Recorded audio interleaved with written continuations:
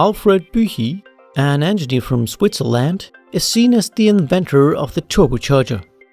At the time of its invention, and today, the turbo's purpose is to take advantage of the exhaust gas produced by the engine. Today, small airplanes and light aircraft are equipped with a turbo to remedy the problem of low air pressure in higher altitudes. Ships and boats also use turbocharged engines, just like most diesel engines of course do. In a standard 4-stroke diesel engine, air is forced into the cylinder by atmospheric pressure. This is the reason why this kind of engine is known as a naturally aspirated engine. At times of high RPM, for example on the highway, the atmospheric pressure will not push enough air into the cylinder. Consequently, the engine cannot run efficiently. Here, the turbocharger comes into play.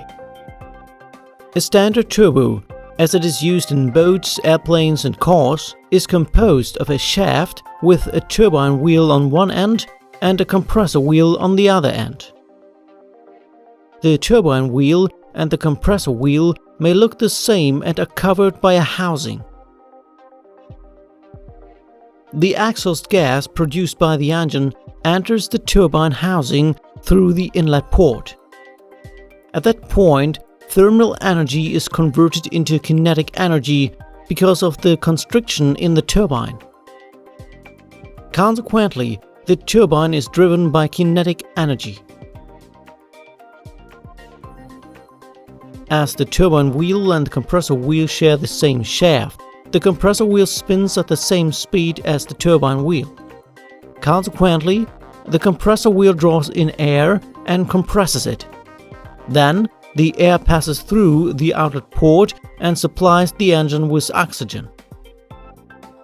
Let's have a look at the turbo and other components to have a better idea of the principle at work. The exhaust gas enters the turbine through the inlet port, drives the turbine wheel, and exits the turbine through the outlet port. Hereby, the compressor wheel draws in air, compresses the air and pushes it to the engine. Engines that have a turbo are known as turbocharged engines. A turbo only works efficiently if other components are part of the entire system. We need, for example, an intercooler because the air heats up when it's compressed. So the intercooler will cool down the hot air coming from the compressor, ensuring that more oxygen reaches the engine. That makes the engine much more efficient. Furthermore, a valve, which is also known as a wastegate, is used to divert exhaust gas away from the turbine when too much exhaust gas is produced by the engine. So it limits the rotational speed of the turbine wheel and consequently the compressor wheel so that the turbocharger won't be damaged.